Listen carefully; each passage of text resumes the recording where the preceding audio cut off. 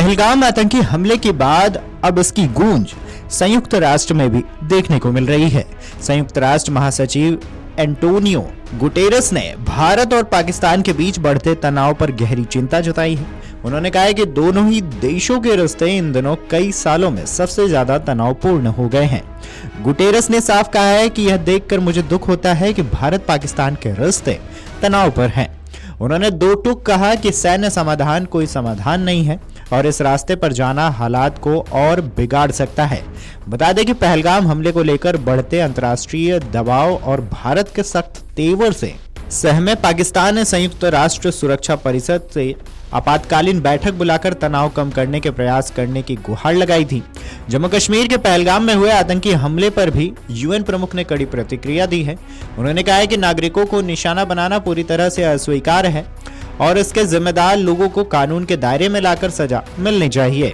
उन्होंने यह भी कहा कि आतंकवाद के खिलाफ लड़ाई में अंतर्राष्ट्रीय समुदाय को एकजुट रहना चाहिए, लेकिन इससे साथ साथ नागरिकों की सुरक्षा और कानून का पालन सबसे जरूरी है।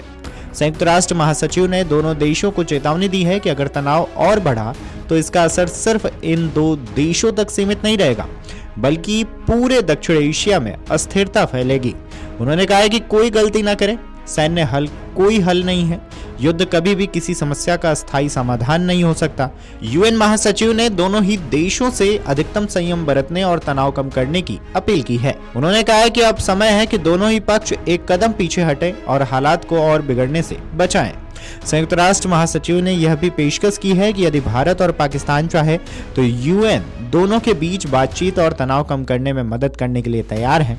उन्होंने कहा है कि संयुक्त राष्ट्र हर उस पहल का समर्थन करेगा जो तनाव कम करने और शांति बढ़ाने में सहायक हो। हम दोनों देशों के लिए अपने दरवाजे खुले रखते हैं।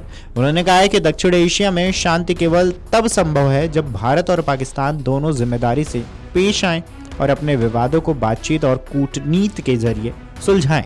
बता दें कि रणनीतिक मोर्चे पर पाकिस्तान की घेराबंदी की जा रही है। जल थल नभ से हमले का ब्लूप्रिंट तैयार किया जा रहा है, जिससे पाकिस्तान का संपूर्ण विनाश हो सके। इसके अलावा कूटनीतिक मोर्चों पर बड़े फैसले लिए जा रहे हैं, जिससे पाकिस्तान की सारी चालबाजियां धरी रह जाएं। भारत यूएन में पाकिस्तान के पहलगाम हमले में शामिल होने के सबूत दे चुका है। पाकिस्तान की पोल यूएनएससी के सामने भी खुल चुका है। खबरों की माने तो बीते 22 अप्रैल को जम्मू कश्मीर के पहलगाम में आतंकवादियों ने हमला किया, जिसमें 26 लोगों की जान गई थी, ज्यादातर जिसमें पर्यटक थे। यह हमला साल 2019 के पुलवामा हमले के बाद सबसे बड़ा आतंकी हमला माना जा रहा है। भारत ने इस हमले के बाद कड़े कदम उठाए हैं। इसमें 1960 की सिंधु जल संधि को निलंबित करने का ऐलान भी शामिल है, जो दोनों देशों के बीच जल बंटवारे को लेकर बनी थी। वहीं प्रधानमंत्री नरेंद्र मोदी ने इस हमले के बाद 24 अप्रैल को कहा कि इस हमले के दोषियों और उनके मददगारों को सख्त सजा दी जाएगी। वहीं 29 अप्रैल को एक उच्च स्तरीय बैठक में मोदी ने सेना को पूरी आज़ादी दे दी कि वो जवाबी कार्रवाई का तरीका, लक्ष्य और समय खुद तय करें। फिलहाल दोनों देशों के रिश्ते फिर से तनावपूर्ण दौर में हैं और पूरी दुनिया की नज़र इन पर टिकी हुई है। Video desk amarujala.com। अगर आप ये वीडियो YouTube पर देख रहे हैं तो हमारे चैनल को सब्सक्राइब कर बेल आइकन दबाएं और Facebook पर देख रहे हैं तो हमारे पेज को लाइक करें। 8 मिलियन प्लस सब्सक्राइबर, आपके इस भरोसे के लिए बहुत धन्यवाद। अगर आप ये वीडियो YouTube पर देख रहे हैं तो हमारे चैनल को सब्सक्राइब कर बेल आइकन दबाएं और Facebook पर देख रहे हैं तो हमारे पेज को लाइक करें।